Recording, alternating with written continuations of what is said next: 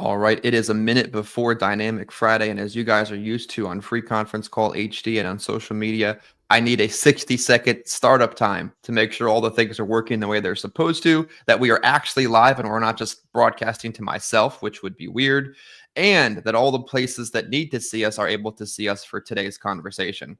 Because today's conversation is exciting, is the kind of conversation that makes people money, is the kind of conversation that keeps people committed to the long-term game that we're playing, and reminds them that when you work diligently on your craft a little bit every day, you can separate yourself from everybody else. I don't know what the exact number is, but I know it's like 10, 15, 20, 30 minutes a day on your business or on your craft sets you apart from everybody else in that field. And that's what we do every single day. Now, of course, on Fridays, we're live on social media, YouTube, Facebook, LinkedIn, I think even Twitter at times. We're all over the place, so the whole world can see what we do.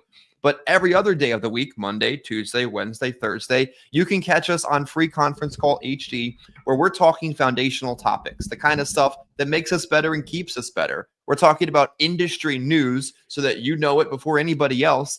And we're talking to you, our core agent partners, about what you're doing in the field, what's working, and what's making you money.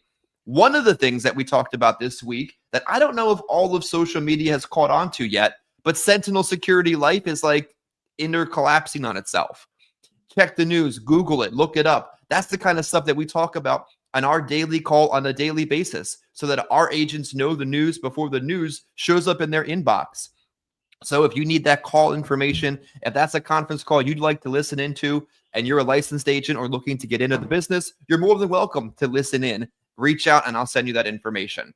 If you are part of our core agent audience, our core agent partners, and you were dialed in on Free Conference Call HD, we absolutely appreciate you. And remember, the first 30 minutes of today's conversation is always available, assuming we are live, which we normally are, in Free Conference Call HD. And the remaining portion of the conversation is broadcast live in StreamYard or across social media. Why would you want to join us in StreamYard? Well, here's the thing. If you join us in StreamYard, you can listen into you can be a part of the conversation. You can comment, you can engage, you can join us live. You don't have to, but you can be involved in that conversation. So if you don't have that link or you'd like to be a part of it, let me know and we can make sure you can be engaged in Dynamic Friday in StreamYard as well. And most importantly, if you're watching us either now or sometime in the future, drop a comment. We've made an effort to broadcast our conversations and our training live because we know the best way that this agency grows is through social media. It's through Facebook. It's through LinkedIn. It's through comments and engagement in this content. So if you're watching live on YouTube, you're on our Facebook channel, Adam's or mine or wherever, say hi. Let us know where you're from. Say hi and what engages you or you like about our conversation or what caught your attention. Let us know that you're watching. Let us know what you'd like us to talk about, because the more that you engage in the content, the more that content is shared with other people across the industry. So today, you're not on this conversation and this training just to hear about social media fluff. I know that, but that's how I have to open on Fridays. Today, we're going to talk about securing your future, like you as the licensed agent on the conference call or on social media involved in today's training. How can you secure your future?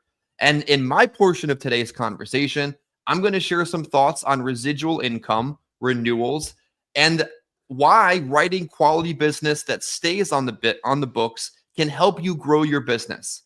I know a little bit about what Adam's going to share on his side of the conversation, but I know in my side of the conversation, I'm going to get very granular. I'm going to get very specific. I'm going to get into the weeds about what keeping business on the books really looks like for you financially. So you have the opportunity to write it down and watch it and plug your numbers in if you want. But I really want you to dial into these numbers and realize how real you can make this conversation go into your bank account. That's part of the problem in this industry too, right? Like there are so many conversations out there, some of them real, some of them fake, some of them somewhere in the middle, but they're all conversations. When it actually becomes real numbers, you can remove the emotion from the conversation, put that formula to work, and deposit that money into your business bank account. And Our theme for the year, what has it been? The underpinning plot line of this entire year's conversation has been legacy and vision. What better way to start the beginning of the end of December than to talk about the beginning of the end of the year in December by talking about securing your future? Securing your future makes a significant difference so that you're not constantly chasing first-year commissions the rest of your life. Here's the thing. There's a lot of sexy fads in this business. There's a lot of things that are exciting. Selling IULs in your underwear from your bed. Guess what? No residual income. Doing all these things that are easy today and don't pay you tomorrow. Guess what? No residual income.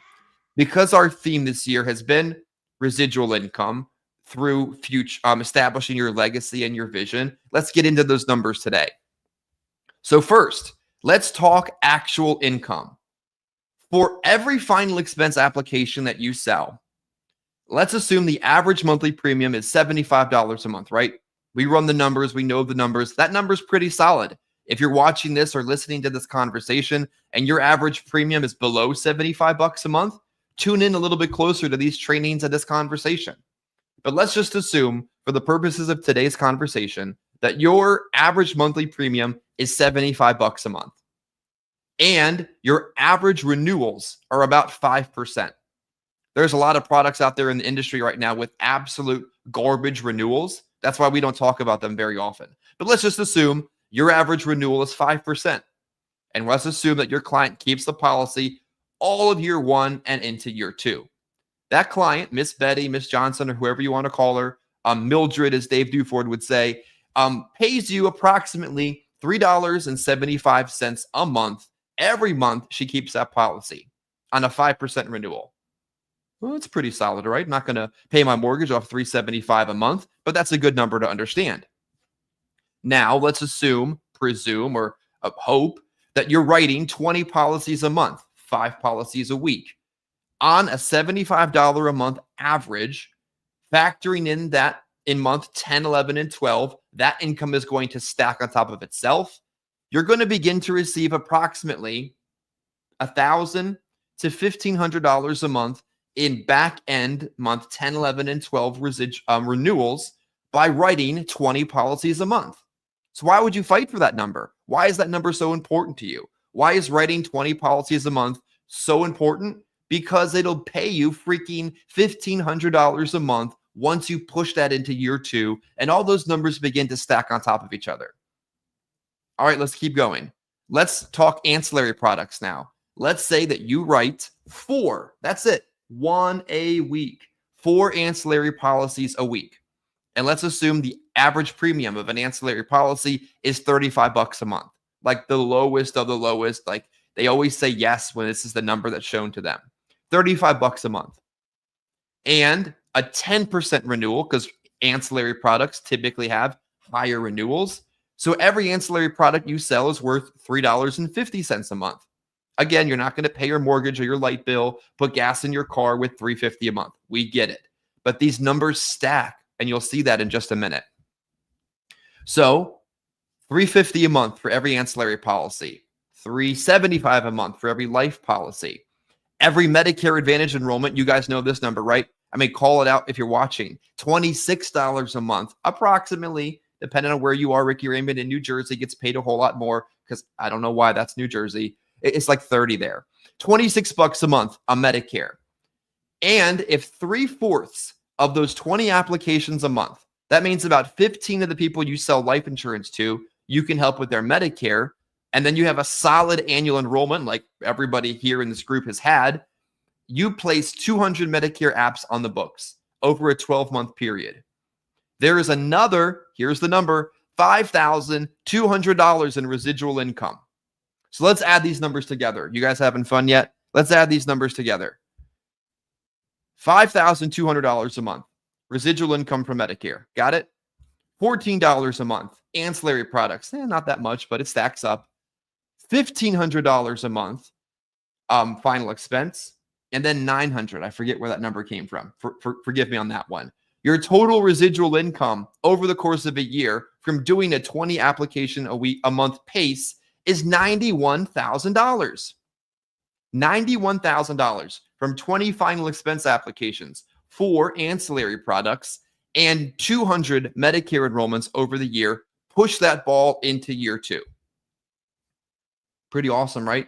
If that doesn't mean anything to you, then this business isn't the right fit for you. And that's just residual income. Stack on top of that what first-year commissions generate from 20 applications a month, and you can see the power of this industry. Now, let's talk about by keeping business on the books. Like you wrote the application and she actually kept it.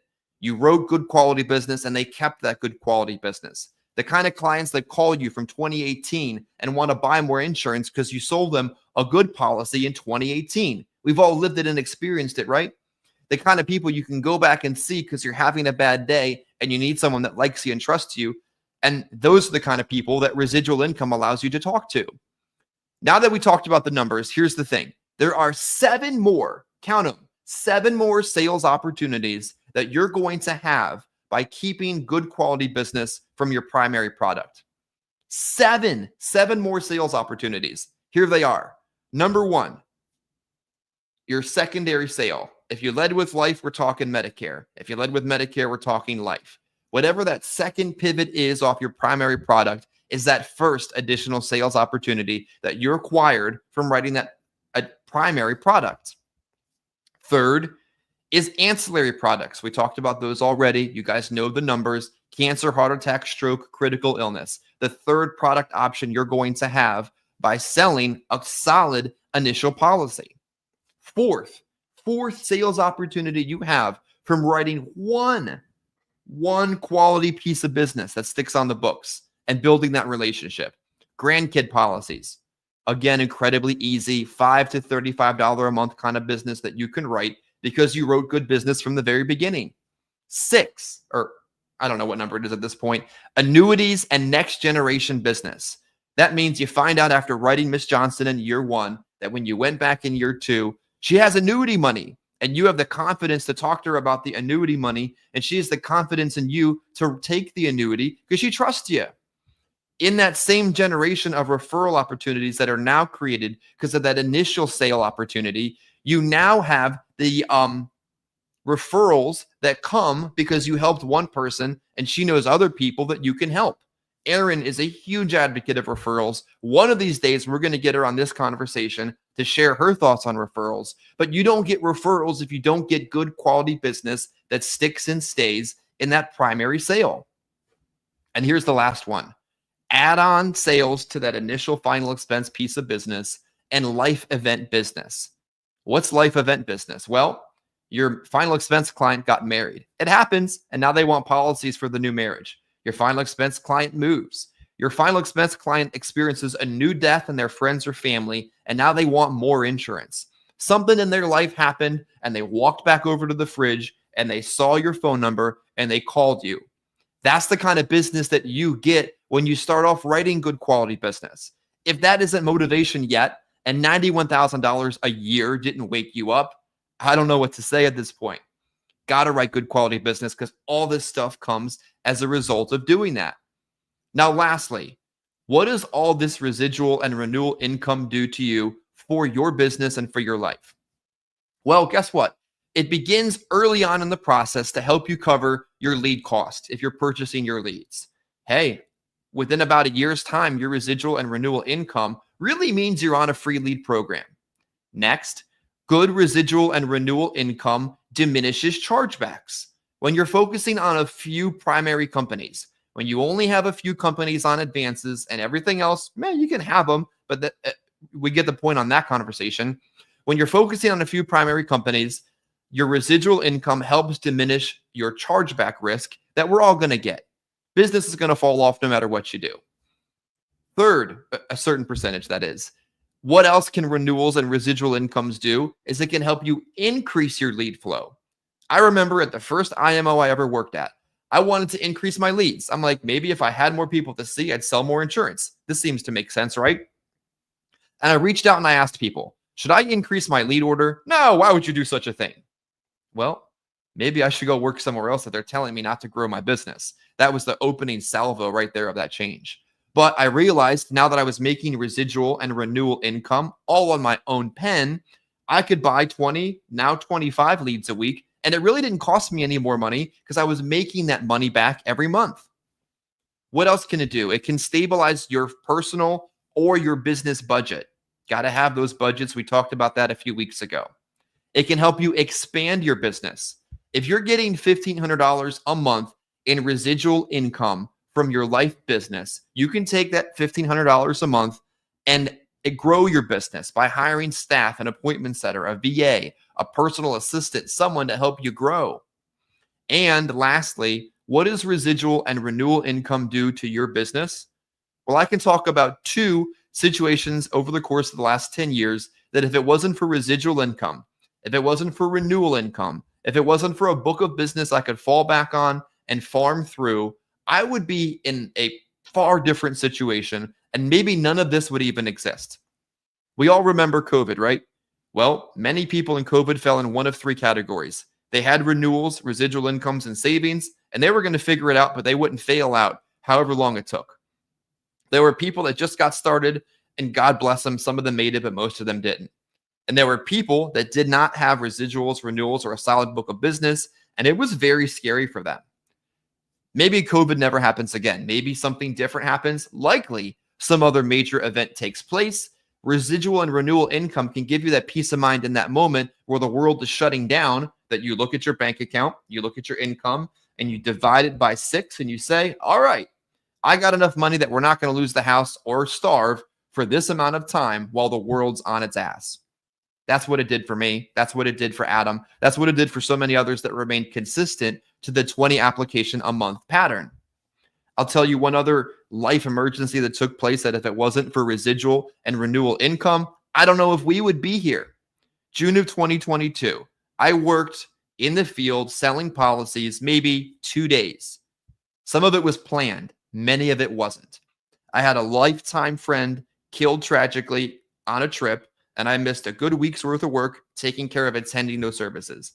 I had tragedy take place at home, needed to attend to those issues. I had a vacation that was planned for a year that I was still able to go on, and a trip for insurance toolkits that I had to attend in Vegas. Over the course of the month, I maybe worked in the field selling new business like 2 days.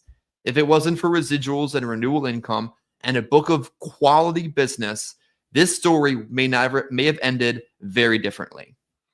So hopefully that connects with somebody in the first portion of today's conversation as we shift over into the second portion with Adam, that residual and renewal income can make a significant difference in growing your business, in finding additional business, and that tangible number, Adam, $91,368 a year from 20 life applications, 4 ancillary products, and a partridge in a pear tree. What do you think? Oh, sorry, I was muted. Yeah, I was going to say, yeah, you can't beat that. Nothing like building up the good renewals. I mean, honestly, I think that really should be the goal for people in this business. It's one thing to make that upfront money, and we're going to talk a lot about this in the portion. I actually put together like some slides, but yeah, that should be the goal. People want to build that residual income. As you get older, it gets to the point where maybe you don't want to work as much. Maybe you want to get to the point where you can retire. Well, I mean, how are you going to be able to retire if you don't have any income still coming in? I mean, unless you just made so much money and you were really, really good at investing and saving, it's good to still have that extra income. I mean, we deal with people in final expense every day that are living on a fixed income. They're living on their Social Security, and that's all they have. And I mean, the way that they live, I mean, they wish that they had more. Every day I talk to people and they tell me, that's exactly what they tell me. This Social Security is barely enough to get by. So you can't depend on that. And who knows what the future will bring with any of that. But if you're dependent upon yourself and you do the right thing and you put money aside, and not only that, you do what you can to build those renewals.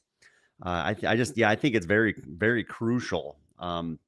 So I was going to real quick. I want to get your thoughts on some of these specifics, and then we can jump right into your slides. We got about 8 minutes. Then we'll get into the meat and potatoes of your Dynamic Friday content. I think the average premium of around $75 a month has proven to be something that maybe originally about 2 years ago, you didn't believe me when I said it. But with the rising cost of funerals, with the cost of inflation, with the confidence in writing quality business. Is that a number that you feel confident in agreeing most people can probably afford when you're writing quality business? You said how much? 75 a month? Yeah, between 50 and 75. I don't think you used to believe until you saw people buying $20,000 and $25,000 policies this year. Yeah. Well, I think people just understand that everything costs more these days. I was actually talking to my wife about that last night. I mean, I've written so many $10,000 policies in the past where the average premium was maybe only $40 or $50 a month. But the problem is people are experiencing funerals. They're seeing people around them that passed away, and they realize that 10,000 is just not enough anymore to cover a burial. And even if their budget was around $50 a month, they're willing to stretch that a little bit further if they know that $50 a month is only going to get them 10,000 in coverage, because they want to make sure that there's going to be enough there to cover all those expenses. So yeah, it's just, yeah. I'm sorry, Chris. You can move. That's good. Move And on. look at it another way too. I remember years ago, I used to have two policies on the books with Kemper Life. It was an old guaranteed issue carrier we used to use back in the day. I'm sure Ricky wrote a few Kempers himself. And those two policies a month stayed on the books for quite a few years. One of them eventually fell off. I think the other one died off. But I used to get about $5 a month every month religiously from Kemper Life. That product had renewals where products from other carriers, three-letter carriers in the guaranteed issue space that recently changed their name, don't have any renewals. Now, $4 a month, $5 a month wasn't going to pay my bills, but it was a tangible presence in my deposits, and those numbers begin to stack up. Adam, you're not going to get rich or retire to Puerto Rico off $3.75 a month, but understanding that tangible number in every single application, hopefully that encourages people to keep the business that they write so those numbers can begin to mount on top of each other, right? Well, yeah, like I said, sorry, Chris. Hold on. You're going to need to take over for a second. My wife just got pulled over and I got to send her the insurance information. Okay. All good. No trouble. And realistically, it's also important to remember when we're talking about that initial sale, each time you write that primary piece of business, I was talking to two of colleagues of ours, Tori and Josh, yesterday, that second and third and fourth and fifth and sixth products you sell down that family tree and into that family, build persistency in that block of business. Sure, you sell one final expense application with American Amicable for $75 a month, but then you write the Medicare business that adds persistency because you're putting money back into their life. Then you add the ancillary products so that when they get cancer, they don't go broke. Then you write the grandkids so they've got that peace of mind that you're their insurance agent for life because you've protected multiple people in their life. You see how all these policies don't just additionally make you more money? All these additional policies build persistency. You write one policy, even if it's the cheapest policy in the books. You go in there and you write Life Shield or Royal Arcanum's whole life product, and you beat the rate by $10 a month. Guess what?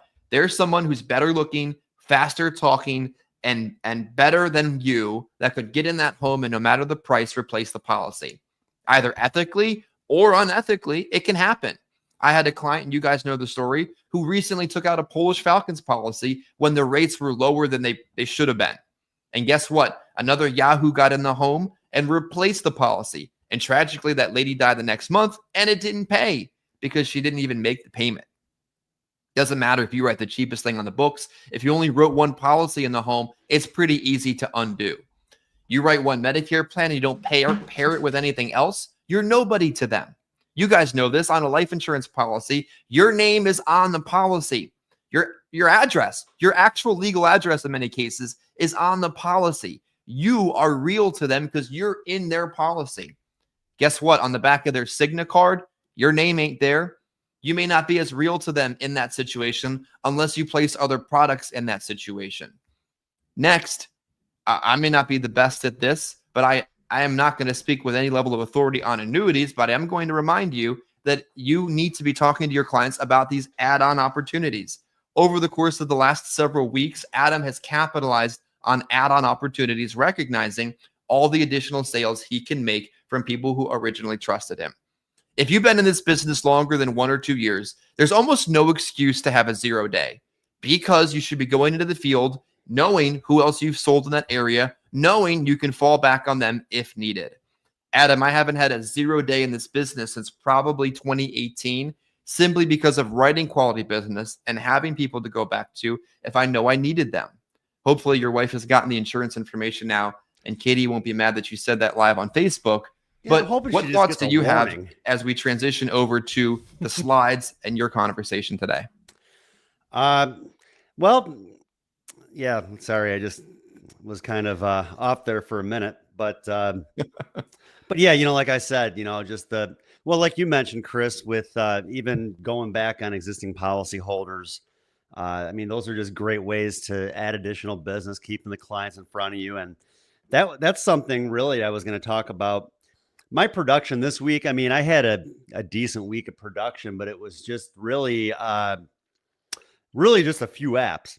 But so it'll only take a few minutes to kind of go through that. But I was going to go through that because it kind of does relate to what we're talking about, because a good portion of what I wrote was existing policyholders. And I think that this time of year, especially when, when people have that mindset that people don't want to talk to you, that it's the end of the year, that Christmas is around the corner, and just all these different excuses. Well, hey, your policyholders, they've already sat down with you before. They're great people to sit down with, to really look at it almost as like an added bonus. Focus on your leads, but always go back to your existing clients, because there's a lot of business to be written there. And I've written a heck of a lot of business just over the last few weeks off of existing policyholders. And really just, a little bit of a combination. But this week, because of the fact that Thanksgiving took off work on Thanksgiving, I didn't really work Thursday, Friday, Saturday, Sunday. I decided to go out Monday. So I went out Monday. I didn't have any appointments set. I just pretty much door knocked leads. I didn't have a whole lot of success, but I actually did set up quite a bit of a day for Tuesday. There were some people that I couldn't meet with on Monday that I was at least able to set up for Tuesday. And the appointment setters had set up appointments for me for Tuesday. So my Tuesday was looking to be a pretty solid day. And I set a goal of writing 10,000 in premium this week. So, and that had a lot to do with the fact that I had a pretty good day already set up for Tuesday. I had a feeling that I was just going to crush it and just put up a lot of premium. Sometimes things just don't go as planned, unfortunately. First appointment was an existing policyholder of an ex-agent that was terminated with the carrier just for lack of production. I don't even know if he's in the business anymore. Went and saw the person. Well, actually went to see the person, got there. Nobody was home. I called and the lady was like, "Oh, I just thought that you were going to call to talk about this." And I didn't really know the person because I had never met with him in the past. Tried to maybe set up another appointment. I might get somewhere with it, but it was just kind of a waste of time. And it was a good hour out of my way. So then from there had another 3 appointments. 3 appointments in a row that weren't home. Or actually, no, two that weren't home, and then one that called me to reschedule.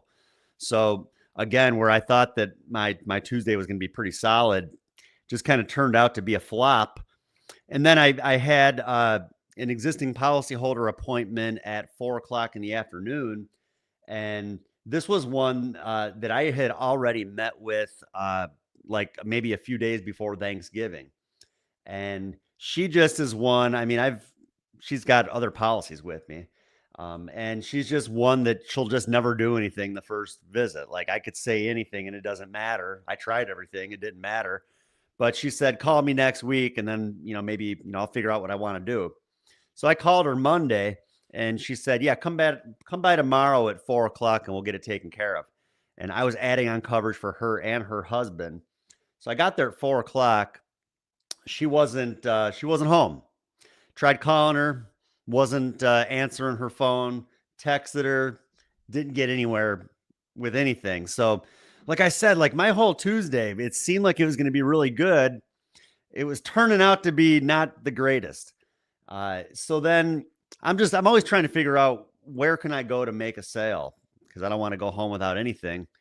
And I remembered there was an app that I wrote the day before Thanksgiving with American Amicable, and I had yet to receive a final decision on it. It was one that they pushed to like return of premium due to an anti-addiction medication.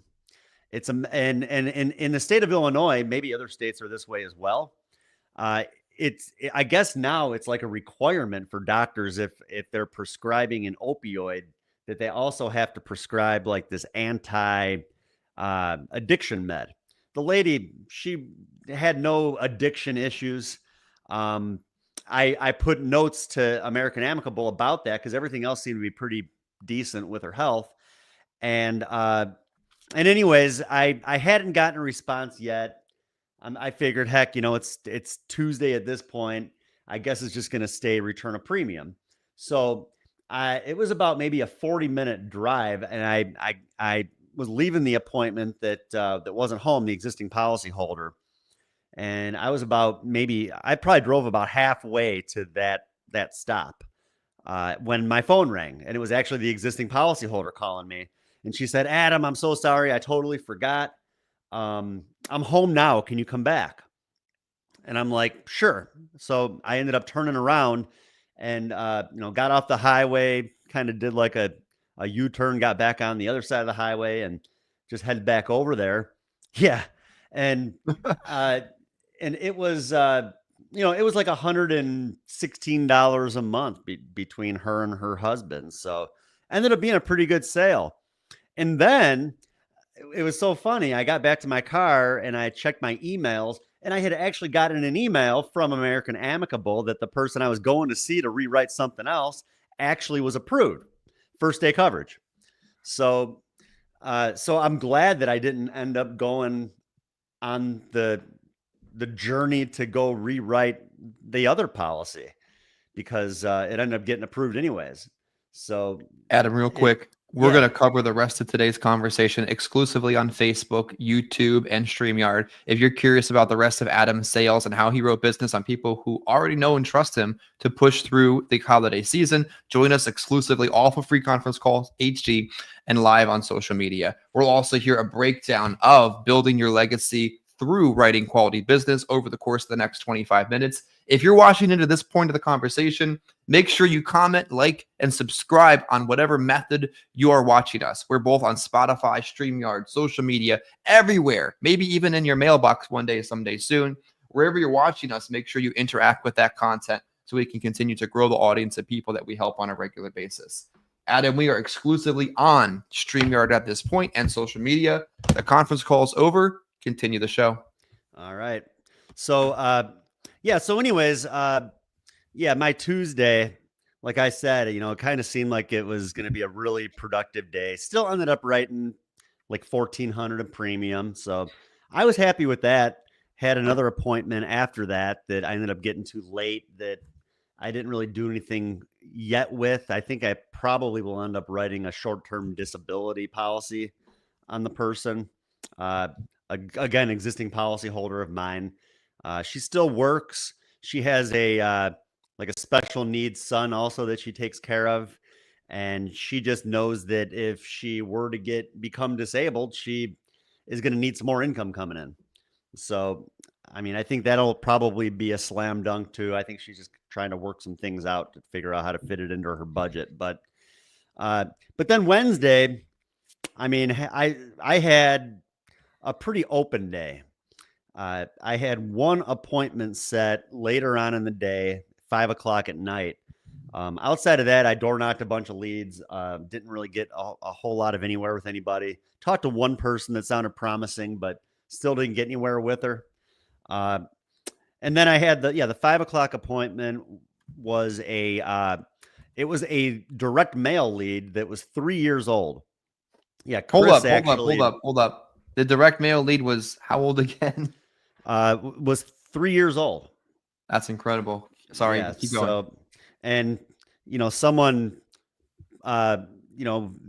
people might have seen Chris post some stuff from an agent earlier in the week that just posted, Chris had posted stuff on there about all this roll up debt, and she owed like thousands of dollars of money back to these different carriers, and she posted how Chris didn't really do anything for her, and Chris hooked me up with a bunch of leads this week. And with those leads, I was able to have an appointment set, and I made a sale on it. So, people like to come up with excuses of reasons why they're not succeeding, and they don't like to blame themselves. They always like to look at other reasons why they are failing. Chris is not the reason why this person failed. He's done more than enough to help me, and I know many other agents as well. So, really appreciate you, Chris. Yeah, absolutely. Thank you. So yeah, 5:00. This person, she had like 3 policies. Actually, she took out a policy right around the time that this lead was originally generated. So I almost think that the leads were probably, they're aged leads. They were probably recycled and resold, and evidently the person made a sale on the lead. I'm assuming it kind of seemed that way, but I was still able to get in. And the way I sold it, I like to sell on the value, and she had plenty of coverage, but she didn't have what I have to offer. And what that is the American Amicable Platinum product with the Everest that, most of you that have been on these calls a lot have heard me talk about it a lot. It has the funeral concierge service that helps with the planning and negotiating prices. I pretty much tell the client that all your family has to do when you die is make one phone call, and the next thing they have to do is show up at the funeral. And they really like that. It takes a lot off of the family. So that's really how I was able to make that sale. I told her, you know what, this is the policy that will take care of all of your immediate expenses. The funeral home wants that money up front. This is going to be there. It's also going to help with the planning and put all of that in order. So I told her most of my clients, they have a policy like this just for that sole purpose of taking care of the funeral, all the immediate expenses. And I told her they never cancel this policy because there's nothing else like this out there. And they know that this is the most important policy that they have. Maybe that's why I have such good persistency. If you're not picking up the value and the verbiage of what he's using there, you're missing the boat. I want to make sure you use the line. You're probably going to it next. Something about how your dad has it and he would never lose it. Or you said it to me earlier and it was just like, that's gold. Yeah, exactly. I talk about, I tell him, look at, this is something that will make things a lot easier on myself when something happens to my parents. So, it's something that I think is very important. And I mean, I don't want to have to go into a funeral home and pick out caskets and all that stuff. I'd rather have my parents take care of all that stuff ahead of time. So it hits home, I think, a little bit too. And I even usually ask the client, who's going to be the one who's going to be handling your funeral? They usually say, oh, my son or my daughter. Well, has he ever had to plan a funeral? And see how they respond. And then the next thing I always ask is, what do you think that day is going to look like for him? And they really start to think a lot about it. And then that's when I talk about the Everest and how they assist and they help, and they're going to make the toughest day in her son's life a heck of a lot easier. So it really sells itself. So yeah, that was how I made the sale Wednesday night. That, like I said, she had plenty of coverage. She had, it was a $30,000 policy that she took out a few years ago, whole life. It was a good policy. I told her, I mean, you've had it for over 2 years. Don't mess with it. It's a good policy. And she also had some coverage through her job that it was like a group term policy. So I told her that at some point will expire, but at least we can put her in a permanent plan. And in time, once her coverage through work totally expires, she can always increase what she's doing with me. And then I gave her a magnet and she put it on her fridge. So I know she'll be calling me in the future. And then yesterday, I had a few existing policyholder appointments. And the first one was at 10 o'clock in the morning. It was a no-show. Tried calling the person, didn't answer. Tried texting, didn't answer. We'll see. Maybe we can get it rescheduled. The next one is a husband and wife that has had coverage with me since I think probably 2017. And right now they're 83 and 82 years old. And they still handle all their own business. Imagine that. Shocking. Hold on a second. What? You Yeah. mean they don't have their kids making all their decisions for them? Their kids have never had to be asked if they should move forward with a policy with me.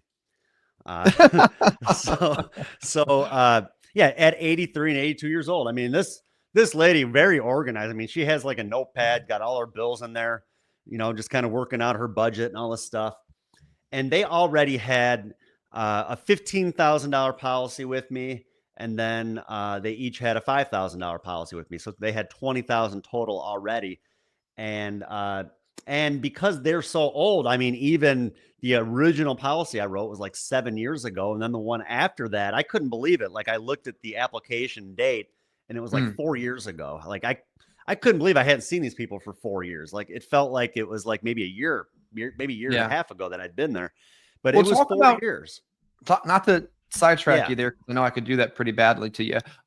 The fact is that when you see the kind of business that you write, doesn't it remind you of how remaining persistent in this business has proven to be true? Doesn't it remind you that if you don't give up, you'll continue to get rewards in return? Doesn't it show you that people have trusted you, have bought from you? And when I see that kind of business, I had one from 2018 on Tuesday, Adam, it made me feel like reassured to keep going on no matter the good days or the bad days, because these people have bought, trusted, and now are calling back looking for more help. It's an awesome feeling. Yeah. I mean, why not go back? I mean, it's so easy. You talk about, and I'll go through this too on the training. I'll pull up that slideshow here in a minute. But talk about inflation, talk about the fact that I bring it up all the time. I've been doing this 21 years. When I first got in the business, you could be buried for $6,000 and now it's 2 to 3 times that much. So you live another 10 years, 20 years, how much more is it going to go up? So it's great to focus on right now, but you got to look down the road a little bit too.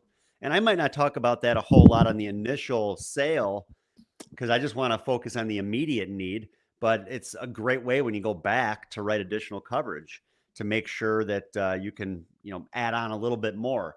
So anyways, yeah, this husband and wife, they had, like I said, the 20,000 a piece, and adding up all the premiums, they were already paying $400 a month for their coverage with me. 20,000 a piece. I mean, we're talking about first policy they probably took out when they were like 76, 77 years old, 15,000 a piece. I mean, yeah, that's a big premium. Then they added on another 5. And then so then we just kind of got to talking a little bit yesterday, and I almost didn't know if I'd be able to do anything for them on my way there because I knew that they had, 2 policies a piece already, and they were already paying a pretty decent amount of premium each month. And so, yeah, I didn't know. But anyways, we just kind of got to talking, and the old man was like, I got a little bit of extra money each month. I've been thinking about still maybe adding a little bit more. I can't take this money with me. So I might as well do something with it. And ended up writing them another 5,000 a piece that ended up, I think it was like around $165 a month total. And that's just because, they, again, up there in age, the husband, he was close to $100 a month for a $5,000 policy. I think it was like $95 a month, and the wife was like in the 60s. So yeah, it was like 163, I think, total. So that was pretty good. Pretty happy to write that. That put me at like around 4,000 in premium for the week. And then I had Chris send me some leads. I paid for some leads, and I had him send me some. Earlier in the day, I had a little bit of time to kill before my 5 o'clock appointment, and I put a route together to door knock some leads. I happened to have a lead that was only about maybe 10 or 15 minutes away from that appointment that I had just written the husband and wife, and I door knocked it cold, and lady comes to the door, got in the house. Well, that wasn't an issue. We sat down, we talked about the final expense. And it was more of an affordability thing. I think she wants to move forward with something in the future, but I just couldn't talk her into it. But then I asked her about her Medicare. Well, time out. Yeah. You couldn't talk her into it, so you didn't talk her into it so that you didn't build up a bunch of bad debt and chargebacks, forcing people into things. Correct? True. Yeah. Did you put down a fake bank account just to get it issued so that you could pay your rent? Oh, man. your mortgage. Chris, No. and that's something I had an agent, a prospective agent call me last night. And that was something he said, yeah, I talked to this one organization who they told me that within a month or two, I'd probably be making about $40,000 a month. And I'm like, don't even listen to that sort of thing. Like, I wish that was true, but and I told him there's so much unethical practices out there. Just things that are even taught of, just situations I run into where people don't even realize they took out a policy, but the agent might have tried selling it over the phone and they just finangled them into a policy that they didn't even realize that they took out. Yeah. So, and people, sorry, Chris, give me 1 second. Yeah. People need to remember that our actions directly affect the results in our industry. Like what you do and the decisions that you make, good, bad, or indifferent, directly affect the long-term actions of this industry. Why do you think for a second that a lot of carriers, most carriers, nearly all of them, don't pay advances on submission anymore?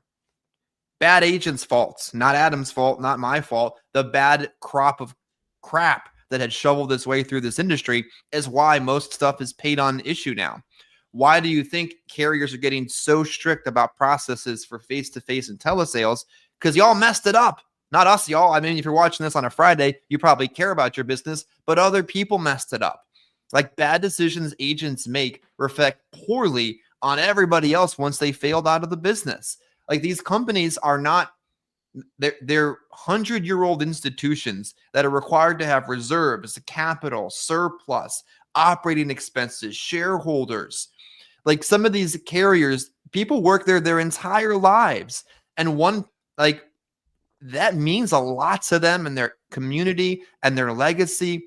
Adam, a lot of the fraternal companies we have century-old reputations and heritages to look up to and to protect. And bad actions by bad actors, what happens, it hurts us. So don't be people making those kind of decisions because you might be gone and quit, but you're leaving your crap behind. And that does affect the long-term of the industry. Well, yeah, bottom line, you just got to do what's right. You got to look out for your people.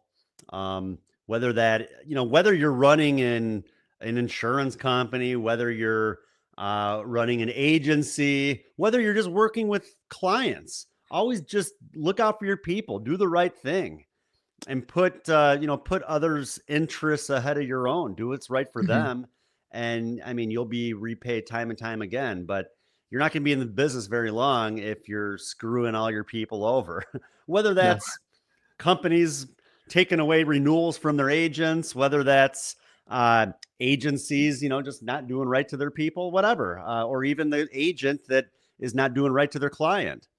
You do what's right for your people. In the end, that's how you're going to build a good, productive, long-term, substantial business. Yeah. So, but yeah, so then after that, Chris, so like I said, I door knocked the lady I door knocked that I couldn't write any final expense on yet. I think I still may. I asked her about her Medicare and she said, yeah, I just renewed this plan, but I don't know if the guy I talked to knew what he was talking about, because I have neighbors of mine that told me that they get like this monthly allowance where they get money for food and groceries and stuff. And there's not many plans anymore that have that. But what I've found is that for those that have other health issues, like that are diabetic or maybe have heart issues, there's more plans like that where they still have that monthly allowance. And that's what it was. The lady, she was diabetic. Her husband was diabetic. I was able to put her into a plan that would pay each of them $70. Well, of course, separate policies. Each of them, they'll be getting $70 a month a piece to help with like food, groceries. I think you can even pay your utility bills with that money. So yeah, she was happy. I tried to tell her, well, look, I'm giving you $140 a month now. Let's get this final expense done. But she wouldn't, she wouldn't go with it. So, but in the future, I think I still may get somewhere with her. I think I'm still going to go out today. You sent me all those leads yesterday. I figured, I even asked my wife, we don't have anything going on until later tonight. So usually I'm just home kind of doing agency stuff on Fridays, but I mean, I said I was going to write 10,000 this week. I haven't hit that. And I don't like to BS people. So, I mean, I'm going to do what I can to get out there and write some more business today. You don't like to BS people? I don't. you, you don't you don't like to lead Facebook groups and proclaim your expertise in the industry while owing thousands? You wouldn't say, would No. you? That's incredible. Man, that's embarrassing. It is, and it's a shame. And I wanted to make it publicly clear. I don't get any thrill out of doing things like that. But that's to protect other people in this industry, because it's hard to tell who knows what the hell they're talking about anymore.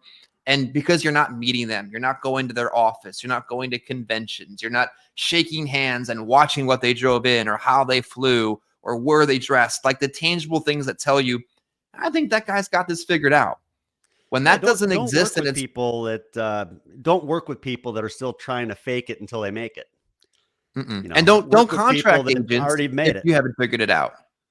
Like, here's the thing, Adam, and you would know this because you've been in corporate leadership, you've been in field leadership, you've led a family. Like, if you don't have your stuff together, you're in no position to be training or leading or mentoring or overriding anybody. I remember an agent that worked with us long before you did. And he's like, man, I have this guy that's going to come work with me. I'm like, you are dealing with so many own personal problems right now. You have no business attempting to support, train, or mentor anybody but your own damn self. And that's okay. Like, we're not always in positions in our life where we can be leading and training other people, but don't fake it. Like, all you're going to do is hurt somebody else's chances to succeed in a business with unlimited opportunity. People should have a fair shake at winning that chance and not have it wasted by poor leadership out there from people that aren't even making it. So that's just my thoughts on that topic. I'd love to dissect with your slides to wrap up today's conversation. Yeah, let's hop on there real quick. And let's see. So I also wanted to mention, Chris, we have our appointment setting team that this is something that's available to all agents that are in the industry. Feel free to reach out to us about this. And, we could get you lined up with one of our appointment setters. There's different packages out there available, but it's something that's definitely helped me. The last couple years I've been working with the different appointment setters, and I know, you've taken a lot of time, Chris, to train and develop and work with the call center. And for those of you that did not watch our Dynamic Friday last Friday, go back and check out the podcast where we did interview one of the girls from the appointment setting team. Kind of talks about how she works with the people in the call center and how she trains them. And, and again, I mean, these people were trained by Chris, who has a lot of success in the business. So he's taught these people what to say, what not to say. And it definitely works. It's a very good investment. It's definitely worth the money each week. Their job is just to put you in front of people. There's no guarantee that you're going to make a sale, but what they do is that they get you in front of the people faster. Where, like I mentioned yesterday, I was just door knocking leads yesterday afternoon. I mean, I would much rather have appointments already set for me on those leads. But that's, like I said, if anything, it gets you in front of the people faster. And then it's your job to do the rest. It's your job once you're there. It's not the appointment setter's job to make a sale for you. It's their job to get you there. And and it was interesting too. If you're just door knocking it. Yeah, they take personal pride in what they do. Like, if they don't set a full calendar for you, they'll come in early on their own accord and start setting same days, because I've trained them to do it. Like, they want to do it, and they want to put you in front of people because they understand that they're the first link in the process and that their job matters and they're making an impact. And Adam, one of the things I get the biggest kick out of is when I'm sitting in front of somebody off of a lead on an appointment, and they say to me, man, I never answer my phone. You see my phone, it's been ringing the whole time. I never pick up for anybody. And I'm sitting there thinking, well, you picked up for Gina, you picked up for Annie, you picked up for me, and I'm sitting right here. I'm not saying that out loud, but I'm thinking, I know they're working hard because I know what this person is saying, and I know the reality of me sitting in their house right now presenting them a product that's going to change their life. They usually don't answer the phone to anybody, but when somebody calls them 3,000 times, they finally decide to pick up. And that's what our appointment setters do. I mean, they will call the hell out of these leads until the And person picks up their phone. and you know what's So, crazy? We saw a $10 a lead spike in lead costs because our leads are TCPA compliant, because our appointment setters text our leads. They will send a freaking picture of the lead and say, Adam, you filled this out. I'm trying to call you. Or they'll walk through the process via text to set appointments because it works nowadays.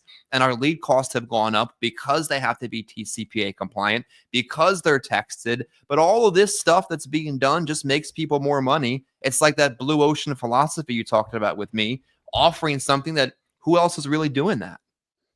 no, you're right. And like I said, I mean, we offer this even to people that are not part of our group, our Mhm. organization. Uh, people are always looking at sort of things like, what am I going to get out of it? We're just doing this to help people. Honestly, if Yeah. anything, it just covers some of our costs of operation. Yeah. Barely covers our Yeah. costs. I mean, we're So, using Kixie Dialer that costs hundreds of dollars a month so that the girls can power dial through inventory. They're using dial pad on other parts, like so much tech that goes into the background of them doing what they're doing. There's almost no profit to be made in this program, but the profit is to be made in the agents being more time efficient, personally more profitable, less stressed out, and more fulfilled. Like one of the greatest feelings in the world is showing up at 10 a.m. for the appointment and the person's expecting you. And it just leads into a far more comfortable conversation when you're given those opportunities. oh yeah, most definitely. So yeah, let's move on here. Um, Again, yeah, I titled this "Securing Your Future." Again, we're just kind of thinking a lot about, kind of like what happened with you this week, Chris, with the agent and that. And I figured, she said you never taught her anything, so I figured, maybe if she's on, we could teach her how to, master her business growth and prevent chargebacks and build those renewals. So, Oops. Did you put a shirt on me? Is that that I don't own that shirt. I Did you put a did. shirt on? Yeah, I AI'd a different shirt on you. If you're watching right now and you like my AI shirt, comment below if Adam should pick out more clothes for pictures. I figured I don't have that many pictures of Chris. I got to put something else on him instead of just the same sport coat. So I figured I'd AI it and see what happened. This was Yeah. the best option. There were some that were pretty crazy. So, but anyways, securing your future. Just a few little tips before we get into like talking about persistency. We talk about renewals. I recommend be sure to read your contracts with the different carriers that are out there. Every carrier, I mean, they're all, they should all be the same, but they're all a little bit different. And you got to read some of the fine lines. And I think sometimes that's what happens is people just assume that every company is the same. And Ooh. regardless, you're just vested the first day. And regardless, that money's always going to be yours and you're always going to have renewals. So I think it's important when you do your contracting with the different carriers, make sure to read your contracts and make sure that you're not missing anything. No.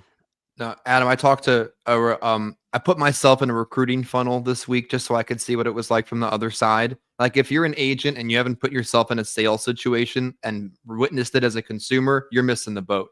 I apologize to whoever I paid for my lead, but I put myself in the other side of the conversation. And that person was offering a product, a contract or an opportunity that wasn't vested for 2 years. Now, if that's a Yeah. decision that you make to run your business, that's your decision to make, but you should read your contract to know that this is a non-vested opportunity so that you're not surprised in a year when you leave and you get nothing. So I thought that was pretty interesting. Yeah. That's the thing. I think there's companies, and again, you still got to read the contracts. I've seen agencies out there that say we vest our agents from the very first day, but then there's still a 2-year vesting period in the schedule. So you just got, you got to be careful. You got to read your contracts and make sure. But yeah, and heck, I mean, if you're going all in with a company and you look at that as your future, I wouldn't worry about a 2-year vesting if you plan on So being yeah, there. But at least if you yeah. know going into that's how it is. I mean, I've worked for organizations that had 2-year vesting. I didn't mind it because it maybe pushed those agents to Mhm. stick around. Like they might have given up, but then they're like, man, I don't want to give up because I don't want to lose those renewals. Yeah. and they would stick around. And I mean, heck, I still get renewals from, carrier I was with 11 and a half years. Same thing. I mean, I probably wasn't vested for the first couple of years. I was only 20 or 21 when I started. I didn't even really ever think about any of that stuff back then. I mean, I kind of went into this business knowing this was going to be my career, and I never thought about this, I never thought about this not working out or having to do something else. So I Mhm. never really worried about the whole vesting window in that. But Just got to know it's there. with that said, let's say you're the carrier, your main carrier of focus. If they're constantly changing things, if they're constantly updating agent agreements and wanting you to like re-sign new agent agreements every year, or they don't let you get into their website unless you like approve new agent agreements, I would say, beware. I almost feel like maybe those are carriers that just haven't quite figured it out yet. But they're changing things, and even these different agent agreements that you're signing on. I mean, there's a reason that they're sending you a new agent agreement, and there's got to be something in there that they're changing, or they would not be sending it to you to sign. So definitely don't just even if it even if you're not allowed to get into a carrier's website until you agree to the new agreement. Read it. Maybe you're not going to want to go back into that website after you read the agent agreement. But like I said, there's companies that do that where I've seen it where, they don't allow you into the website until you agree to their new rules. Well, read over those rules. You don't want to agree to something that could end up costing you down the road. Adam, real quick, an average cost to hire a lawyer to do base level work without a retainer, like the hourly rate for lawyers, probably 350 to 400, unless you're talking New York City, Philadelphia, and such. I would much rather spend $350 or $400 for an hour of labor with a lawyer to have them read a contract and give me their opinion of it, instead of risking tens of thousands of dollars if you're not sure about something, or you're making a commitment with a vesting. Or don't be afraid to spend a little bit with somebody like that, I think, if you have a concern that the contract might not be in your favor. Yeah, like I said, I mean, if you see, like I said, agent agreements, like how often does a company or carrier have to change things? To me, it's just a red flag, and that's where you need to beware if you're experiencing that sort of things. I would also recommend if you're a new agent, you hear so much about the high comp, and you just got to get the highest comp out there. I would say don't just focus on high first year comp. I would say a lower first year comp with higher renewals will make you more money long term. So, I mean, I remember I had a carrier contract. I mean, the first year was still pretty decent. I mean, I think it was like a 120, and it paid like a 13% renewal. Mm-hmm. And that was an awesome contract that I never really wanted to give up because, where else do you get those high renewals? They're hard to come by. And, people will say what they want about final expense business and the business not staying on the books and that, but I mean, enough of it's going to stay out in the books that you can build a pretty good renewal base, especially if you have a decent renewal percentage. But if you are sacrificing your high renewal percentages to make that first year high upfront money, well, in the long run, like I said, you would make a lot more by maybe lowering that first year comp to get the higher renewals in the future. So, don't just and same thing when you're reading over your contracts and you're looking at the numbers, take a look at that. Look at the first year, look at the renewals. If you're getting a 1% renewal, years 1 through 5, and then nothing after that. I mean, who cares what the first year comp is? Yeah, it's insulting. Yeah. Like Nick Frumpkin, we did a video a few weeks ago. It's like, if it was really that low or it wasn't there at all, then there would be no business motivation to service the policy. Like there's no reason to do it at that point. And when a carrier needs that business to be profitable, but you're not paying us to do our job anymore, it doesn't make a lot of sense. So I agree, a balance of your core product being comfortable in first year and solid in renewals does make a big difference. But yeah, definitely beware. There's contracts out there that Even some of them, it's just right on the commission schedule that they'll have agents sign that if you don't read the fine print, there's one where if your lifetime persistency falls below 65%, they take your renewals away. I mean, what kind of person has the ability to keep over 65% of their final expense business on the books long term? Yeah, Ray I Berrigan almost said, feel like they're setting people up to take the yeah, renewals away. It's impossible to have a lifetime renewal. I'm sorry, lifetime persistency over 65% in final expense, in my opinion. yeah. Ray Berrigan said when he interviewed Adam Hale recently, or they interviewed each other or whatever, that like 40 and 50% stick rate into years 5, 7, 10, and such is the reality in many cases. And they have a customer service department that services their business, which is awesome for those that choose to work there. But like, if that's the long-term renewal, which I probably would agree with, then if 65 is where they cut it off and 50 is where it probably lands, they're purposely trying to cut it off. It's almost immoral. I think it should be illegal. And that's where I don't know. I feel like, again, I wish that it maybe was a little bit more standardized across the board with carriers when it comes to paying out the renewals and that, because I think most agents just kind of feel like going in, that's just, you're always going to have renewals because that's just how it is. Like I said, I mean, heck, the one carrier, 11 and a half years, they're still paying renewals out to me. I mean, they've dwindled down quite a bit. But I mean, I got a deposit yesterday from them. So, I'm still getting money from them. And I left there, 8 years ago? Mhm. No, 9 years ago. So, left there 9 years ago and I'm still getting paid renewals from them. So Yeah, I still have business on the books. It all hasn't fallen off over, over the last 9 years. we have to be, as agents and agencies and agency owners and real people, place our business with companies that deserve and want our business. I had a conversation with Justin Brock, and he's talking about, leveraging carriers in the Medicare space that want to work and collaborate with agents, not ones that want to work against. I'm paraphrasing, I'm not quoting there. But that means a lot. Like, if an agency can partner with a carrier and the carrier is dedicated to the growth of everybody involved, that's a good thing. But don't place your business with someone who doesn't give a flying hoot about you. Yeah. Or, where they don't want you to, they won't provide you with a list of your policyholders. That's Like suspicious. you're the one who wrote the business. Like it's like they're playing prevent defense. They're looking to not lose rather than looking to win. And they're so worried about people going out there and replacing their own business. Chris, do you think if someone is like a professional business flipper, like that, they're going to need to call into a carrier to get a list of their policyholders? Like, Well, first, I'm pretty an sure if you're agent, looking to churn your business, you're going to already, keep all that information. yeah, you should keep your own information anyway, first off. Mhm. And if the carrier doesn't have an easy process to keep your information, that's a problem. And if they don't, and you still love them, you should still keep the information. One of my VA records every application I write and puts it in my CRM for me. It's not that hard to do. You use renewal and residual income to pay your salary.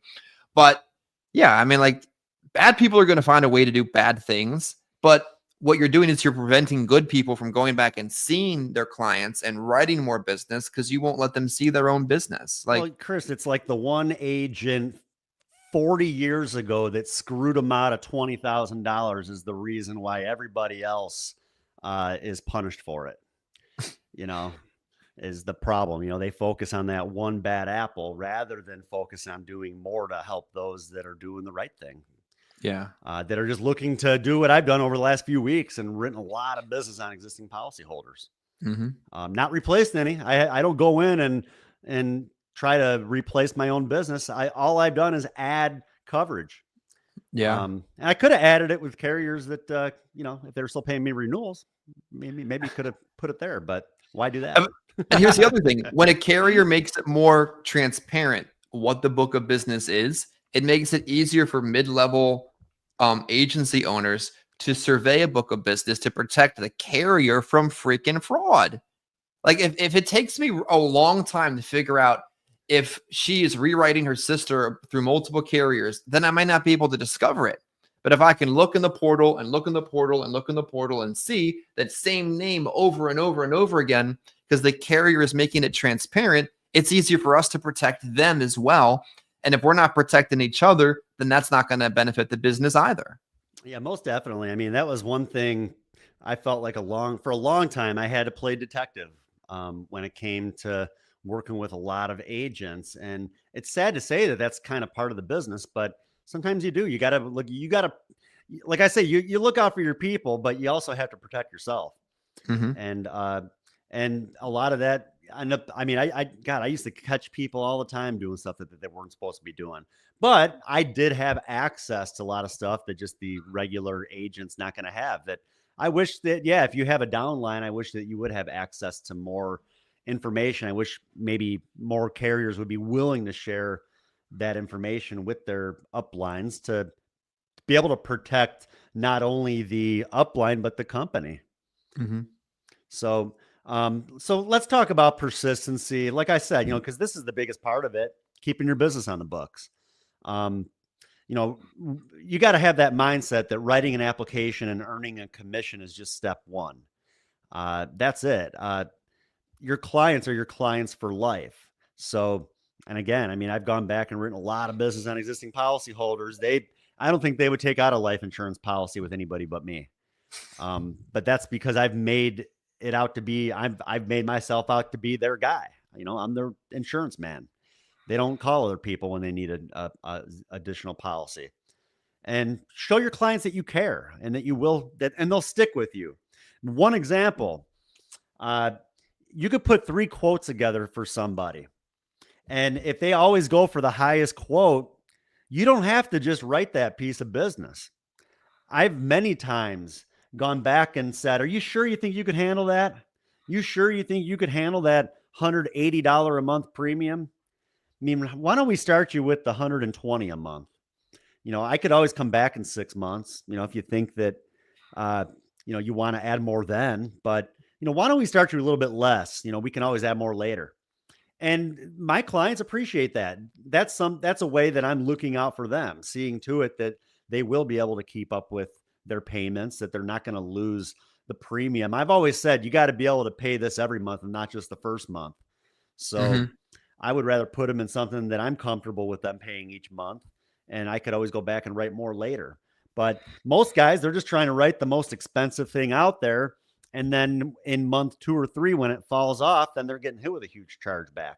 So, look out for your people, like I said, and show your clients that you care. They will stick with you. Yeah, I think sometimes that agents that aren't taught this stuff, agencies that don't teach this stuff, are the kind of agencies, like I said in the open, that have no long-term vision, that they're just simply, maybe I didn't say it, but I know I typed it out. They're just simply trying to churn their way through another crop of licensed agents, get what they get, recruit their friends, and go on to the next one. If your upline who makes money off of you, to be explicitly clear, isn't talking about what happens after step 1, what happens after step 2, what happens in 5 years, then they just don't care. Or maybe they don't know, or they haven't been in it long enough to know themselves. So having a vision and a long-term legacy mindset in mind makes the renewals and the persistency and the profit more real. And just some selling tips to help with persistency. Focus on the need. That's like I mentioned earlier. The initial visit, I'm focusing on how much a funeral costs today. And that's kind of really where it's at. And then I'll talk about whether they want to be buried or whether they want to be cremated. And we kind of focus on those sort of dollar amounts. I know I can always go back and write more later, but I want to focus on the need and I want to focus on affordability. I want to make sure they have enough coverage for what they need it for, but I also need to make sure that they can handle it each month. So again, you want to make sure that they can pay this every month and not just the first month. So keep it affordable for the client. You can always go back and write more business later. And sell on value, not face amounts and rates. There's many different ways to do that. I've talked a lot about like the different funeral concierge services that are available, the American Amicable, with the Everest. The Transamerica Express product also now has the Everest. SBLI has the Sequoia, which is pretty similar to the Everest. I mean, there's a whole bunch of them out there. But not only that, I mean, a lot of these different carriers, they even have like different pre-arrangement guides that you can get from them. I order one of my supplies with American Amicable. They send them to me all the time, and I hand them out in every house. Every house that I write a sale, I'm giving them the pre-arrangement guide, and I'm putting my name and my phone number in it, and I'm letting them know. I tell them, look, you fill the rest of this out, give it to your loved ones, and you tell them that when the time comes, the first person they need to call is me. Have them call me even before the funeral home. I don't want the funeral home telling them something that's not true about your policy. And I want to make sure that the money goes as far as it can.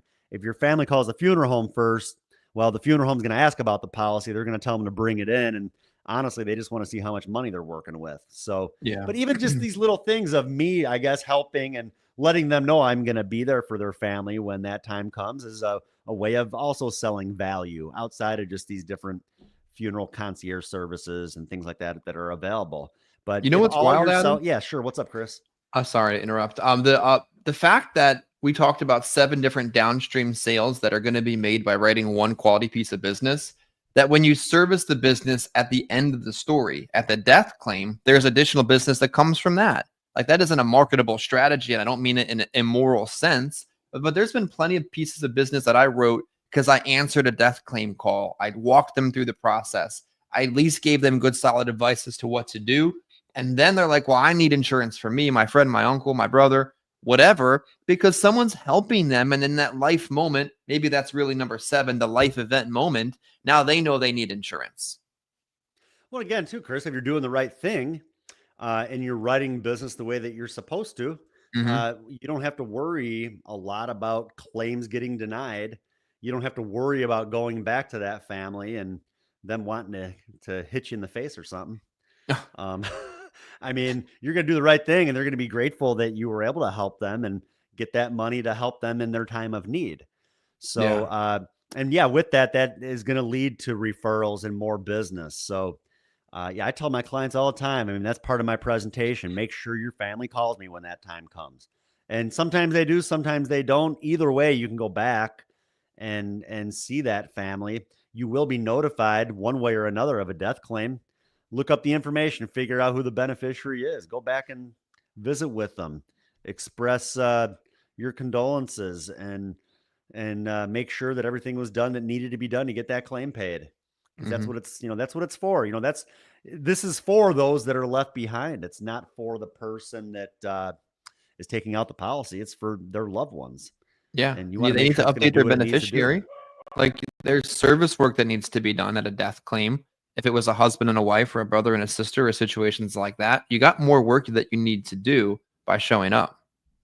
Most definitely. So yeah, don't just focus on face amounts and rates. Like, that's again, persistency issues. If all you're selling is the absolute cheapest thing out there, what happens when the next cheap product comes out and the next agent goes in there and writes it? If you're selling that value yourself, the planning guides, the concierge services that are available, the chances of replacement, like I said earlier, I tell my clients, my clients don't cancel these policies. There's nothing else like it out there.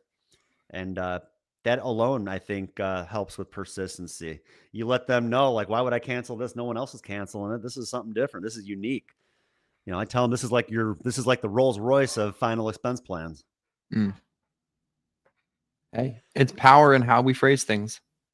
And there's power in value, and there's power in knowing that value is what keeps business on the books, not the cheapest rates. There's going to be 2 new products that come out in the next 60 days. Bet you some of them are going to have pretty cheap rates. It's the value in what you sold that keeps those clients from talking to other agents. Yeah, and then set draft dates properly. I mean, it's so easy.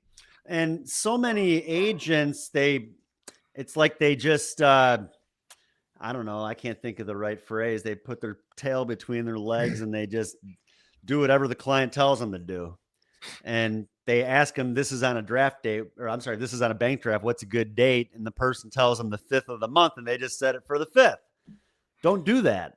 No. Ask more questions. Are you on Social Security? When do you receive your deposit? Oh, you get paid on the 3rd. Okay, well, we have to set this for the 3rd. You get paid on the 1st. We have to set this for the 1st. Hmm. If they tell you that they get paid in the middle of the month, oh, like when exactly? I don't know, like right around the middle of the month. Like, do you get paid on the 2nd Wednesday? Yeah. I think that's when I get paid. Well, then you set it for the 2nd Wednesday. Yeah. And you can even download, you can Google it, Social Security payday chart. You can look and you can see just based off of their birthday, when they're going to receive their Social Security. So make sure to set the draft dates to coincide with when they receive their Social Security, and you'll have very good persistency. It's Don't not an give the option. client an option. Yeah, It's exactly. not an option. Like I remember diving deep into an agent that was building up debt a few years ago because she was working with one place. She was working with us. I was trying to get her over here. It was a bad idea from the very beginning. And I kept seeing these American Amicable NSF reports because American Amicable sends us a clear explanation of what's going on with your business. Thank you. And you don't log into the site and you can see the business. Thank you. But I get an email and I'm like, that's strange. I keep seeing her name in lapses. Let's look it up. Guess what the draft date was half the time? The 5th, the 6th, the 7th, the 2nd. And I'm like, what are you doing? Yep. Well, and it was just some childish excuse about why. Well, they also had a job or they also, no.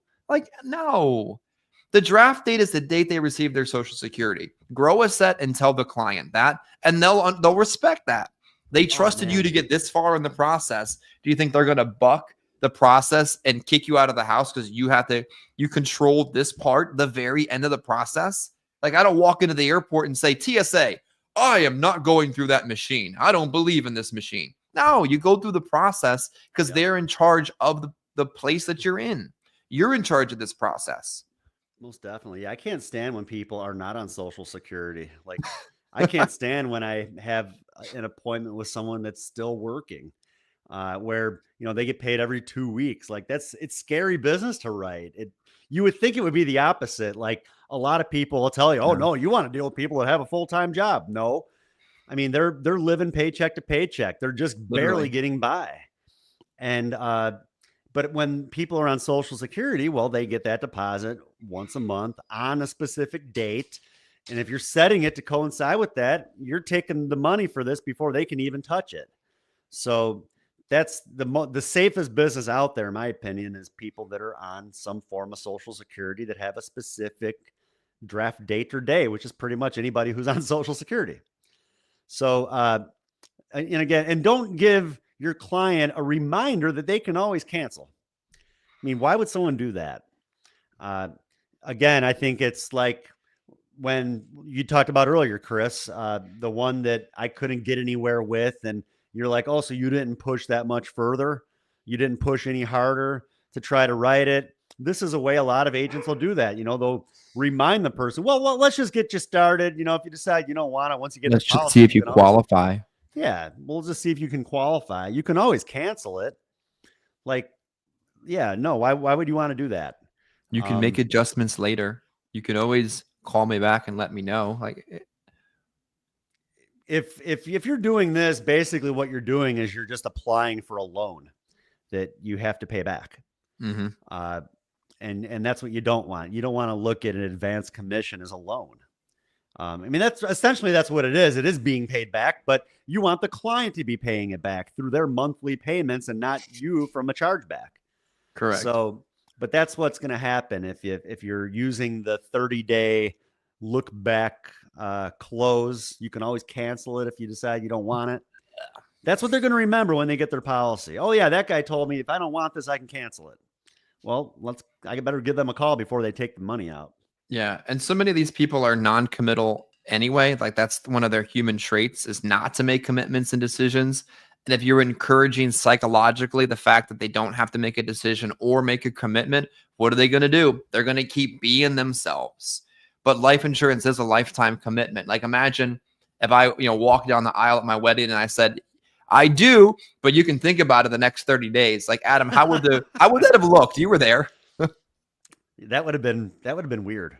If you would have used the 30-day close on your wife at your wedding, that would have been, yeah. If you decide within the next 30 days you change your mind, well, Okay. You can, I mean, it doesn't work.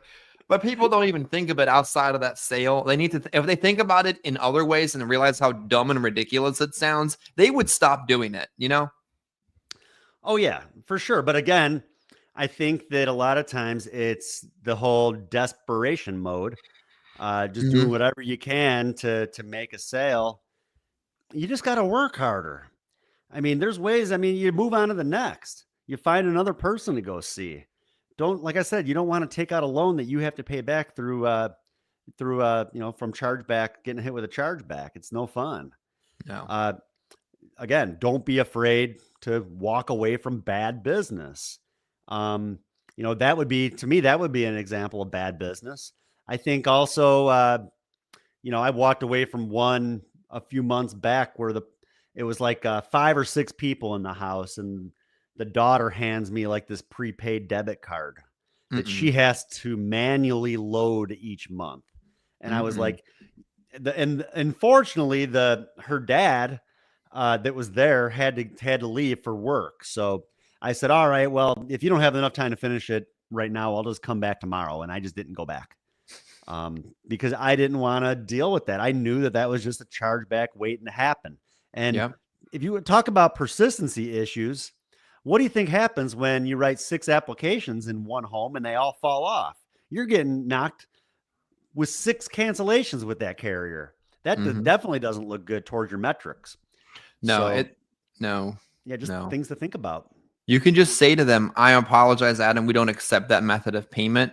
And you know what happens once in a while? Surprise, they actually had a bank account. Like, this is what they used Yeah. because they know they're not responsible. So they use this to pay some of their bills. But before you know it, they actually did want the insurance, but they were afraid to use their bank account. But all of a sudden, oh, that's okay. I have Wells Fargo. Can we use that instead?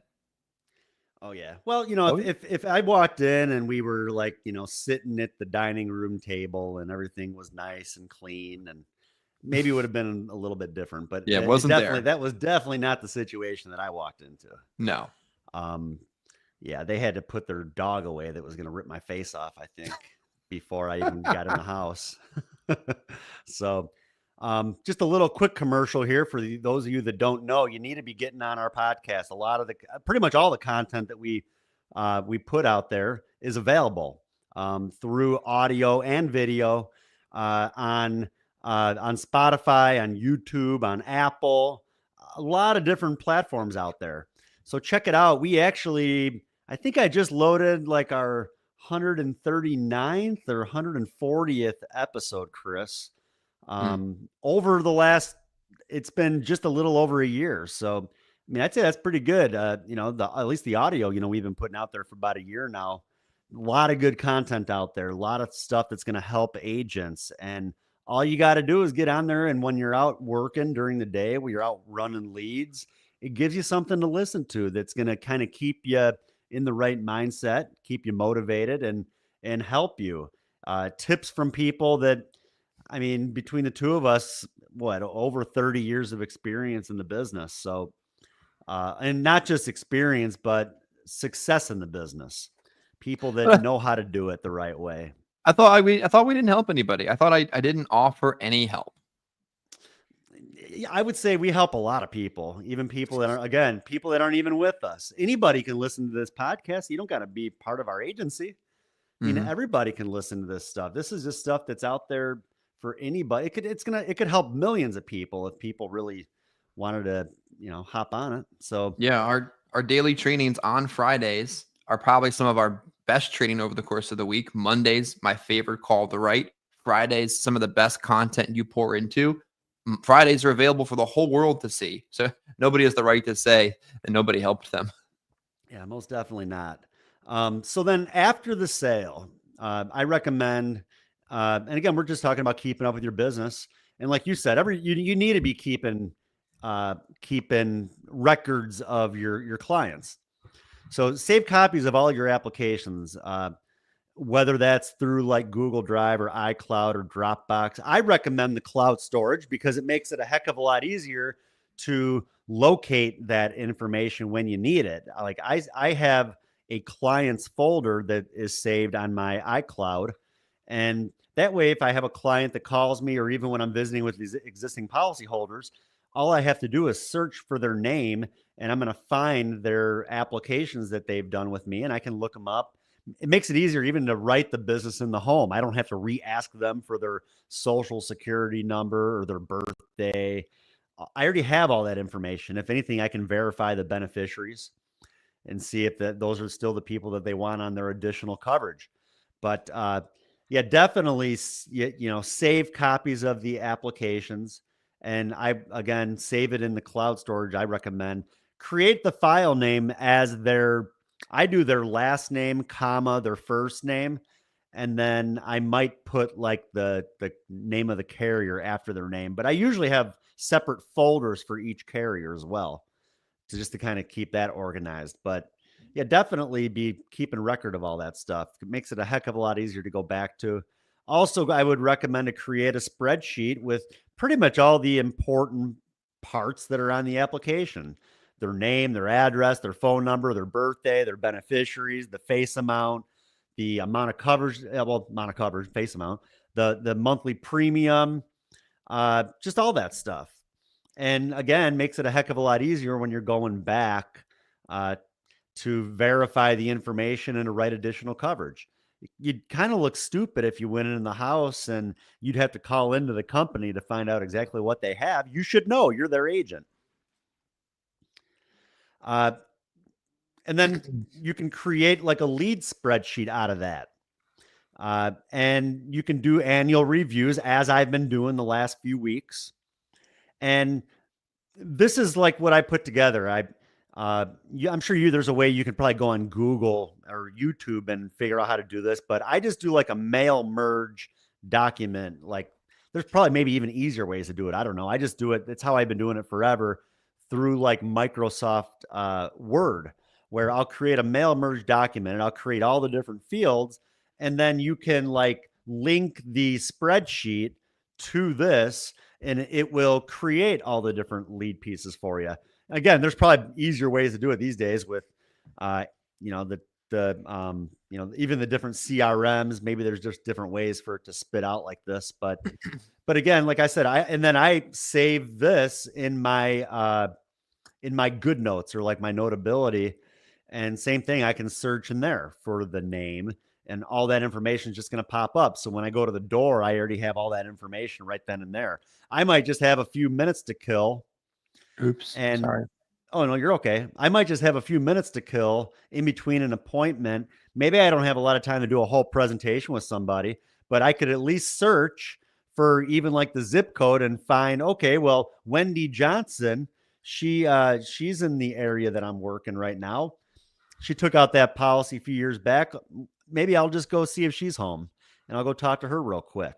And you just never know what you're going to run into. You may be able to write additional coverage on Wendy. You might be able to get some referrals. You might even be able to talk about Medicare. I can't tell you how many times I walked up to the door and they said, I was just thinking about getting extra insurance. I thought to myself, I was just thinking of selling you additional insurance. What's the chance of that?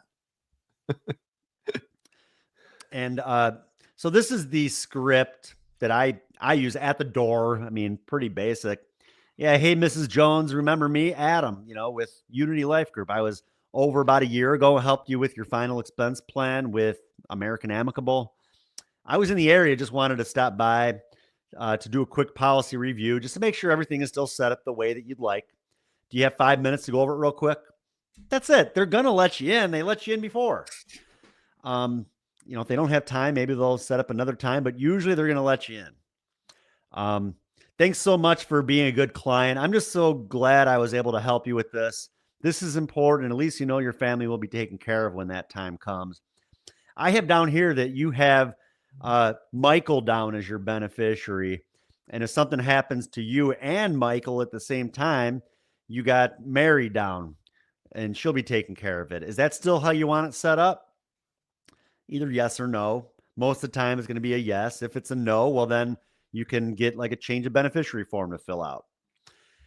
And then from there, I always say, I see you have $15,000 in coverage and you're paying $75 a month. And then that comes out on the 21st of each month, or on the third Wednesday. Now you're 65 years old right now, Mrs. Jones. Now you'll probably live to be at least 85 or 90, don't you think? And they always say, oh, yeah, I'm going to live forever. I'll live to be at least 85 years old. And I'm just reeling it in because I'm just setting them up for what's to come. I pull out what I put together here. And if you guys want a copy of this, let me know and I can email one to you. I pull out the funeral cost inflation chart that I put together. And on the chart here, basically I broke it down. I broke down inflation rates starting in 2021 and just kind of going on from there. And I based it off of the average inflation over the prior 50 years, which was 4.02%. So I based that on the left, and then I put 6% inflation next to it because we just don't know where inflation is going to be. When I originally put the chart together, I did 8% inflation because that's actually where the inflation was at the time. It was like disgusting to see if we remained at 8% inflation, what funeral prices would cost even in like 10 years. So I didn't want to scare people either. So holy crap! So I dropped it to 6%. Funeral. Yeah, I dropped down to 6%. And I just basically explained this. This chart shows what the current cost of the funeral is. And it shows how they're projected to go up over time. I know you have the 15,000 in coverage right now, but like you said, you're 65 now, you're going to live to be at least 85 or 90 years old. And then I'll point at the year. Well, let's see, in 20 years, in 2045, when you're 85 years old, a funeral is going to cost at least $27,800. So it's great that you got the 15,000. That's enough for right now. What happens when you live another 20 years, like you just told me you're going to? Mm-hmm. I mean, it sells itself. Then they start to think about it. Yeah, you're right. I do need to add to it. And I mean, that's how I do it all the time on these policy reviews. And it sells itself. So just a little tip there, like I said. But again, it's just a matter of staying in front of your clients. And that's what's going to lead to more business and good quality business. I mean, these policies I wrote yesterday, this husband and wife, like that's 83 and 82 years old, that's had policy with me for 7 years. Like, this is good business. I know that any business I write, their business is not going to affect my persistency unless they die soon. That's Which it. they might. I mean, yeah, it's possible. But they're going to keep up with their payments. They're going to keep up with their payments. Policyholders, that's the best business that you can write because they've kept up with their business already. You can feel pretty good knowing that future business isn't going to fall off either. So I know we are, we've gone pretty good time today, Chris. We've gone deep. Yeah. Anyways, for those of you that are on today watching, if you're not part of what we're doing, check us out. Go to unitylifegroup.com. That's the name of my agency. We help people with in-home sales, also telesales. We have several different ways to help agents when it comes to leads and generating leads and just having a steady flow of people to see on a regular basis. Weekly trainings. You're on one right now if you're watching, or if you're listening later. This is something we do every week, as well as ongoing support. Great opportunities to build a team, multiple carriers, and you're not tied in with one carrier. We do work with several. You don't need a ton, just enough to do what you need to do. I mean, I could probably count on one hand the number of carriers that I've written business with this year. You don't need a ton, but we have them for those that need them.